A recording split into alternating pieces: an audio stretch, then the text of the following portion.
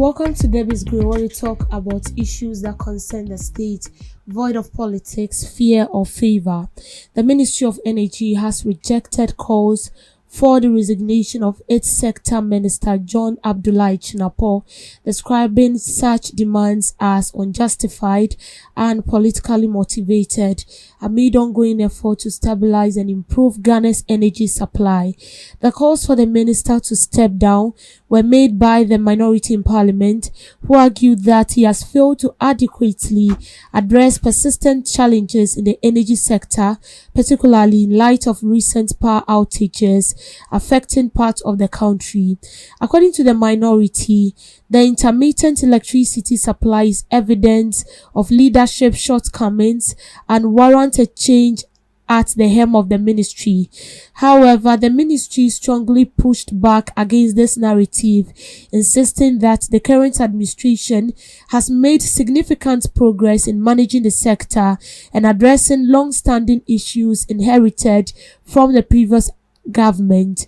Spokesperson Richmond Roxon defended the minister's record and highlighted what he described as measurable gains under his leadership.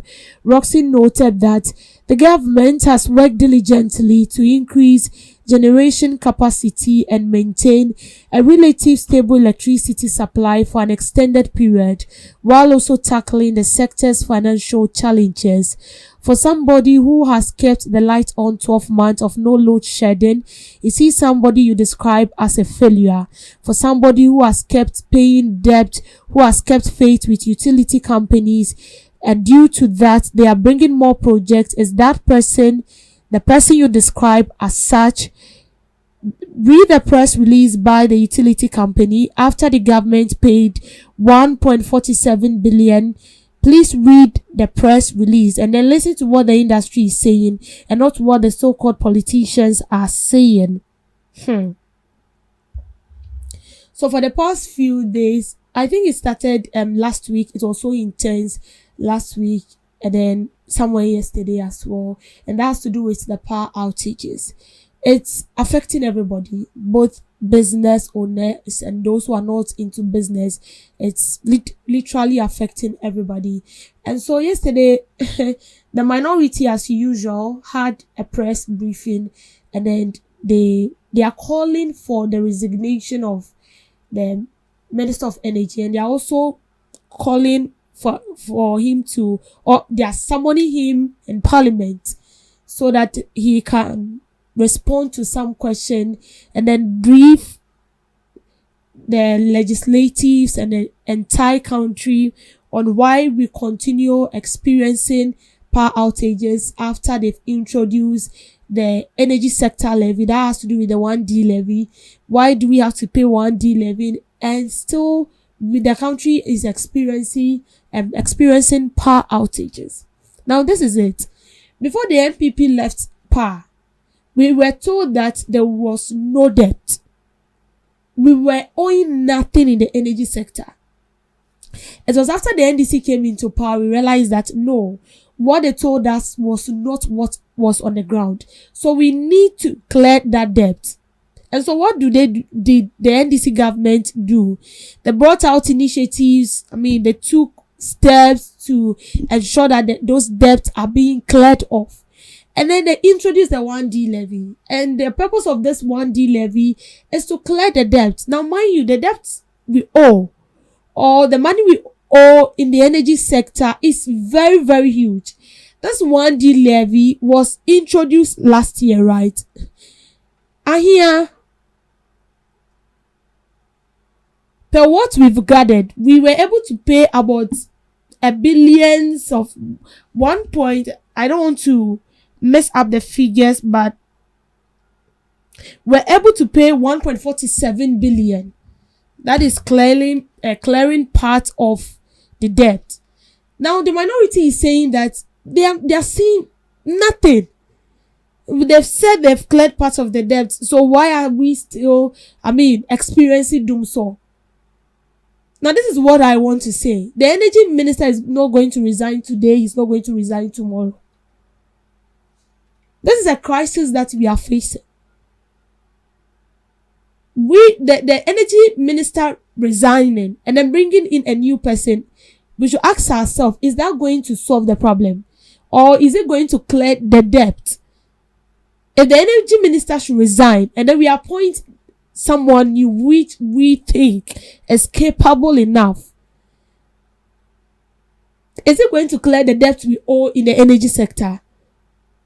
Okay, fine. So what if the energy minister is being sacked or he has resigned, just like what the minority are seeking for, and then a new person is being appointed to occupy that space? What if he also fails? Does it mean that we will keep resigning them and then appointing new people? Now, it's not as if we didn't experience Dumsor during the previous administration. We did. We did experience Dumsor. And even with that, they gave us timetable. They were not even ready to brief us on the reason why we are facing that Dumsor. And now we have a government that brief us in every second. I don't back the fact that we are sleeping in darkness, but sometimes we need to speak to the truth. I'm not in support of Dumsor because in a way it affects me as well. I mean, sometimes you wake up and then there are certain dresses you need to iron before you wear. And because there are no lights, you just have to wear something. So resignation as it stands now, for me, it is not the best decision. It's not the best decision. Even with the previous administration, we had appointees during the previous administration that was not even performing so well. We called for their resignation. Did they resign? No. They didn't resign. Now, this is a minister that has been occupying his position for, let me say, 1.5 years now.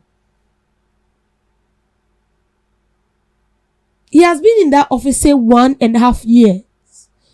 But at least we've seen something. We've seen improvements. Last year, we never experienced Dumsor like what we are experiencing now. And then the minister has briefed us and he said, this is the major or the main reason why we are experiencing Dumsor. Why don't we give him the benefit of the doubt? And then allow him work. Yes, I know the minority will be like, what are we in opposition for? We are in opposition because we have to, be on the neck of the current administration so that they do the needful. No one is trying to push you away from doing that. But this is a crisis that we are all into and we are all facing. And we are hoping and praying that by the end of this 3 months that they've promised us, we will see something beneficial. The fact that we experienced Dumsor during the first administration of this government doesn't mean that they cannot improve, or it doesn't mean that we are not going to see anything positive out of that. And we all saw the instance where Akosombo Dam got should I say got ablaze? Yes, in a way. We saw the fire outbreak at Akosombo. So this is not something that is being crafted just to confuse us. No.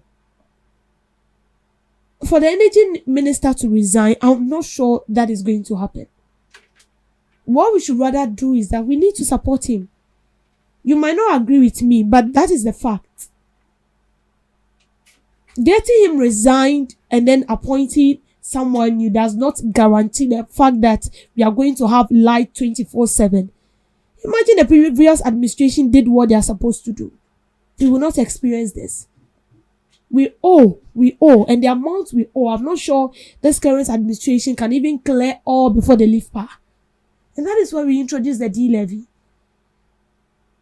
And the D-levy they are taking in, it's not as if they are taking in for their personal gain. They are using it to clear debt. And so taking the D-levy doesn't mean that we are not going to experience Dumsor. For these past few days, yes, we might say it has really affected us. It has affected businesses. It has affected a lot of things. But calling for the resignation of the energy minister as it stands now, for me, is too extreme.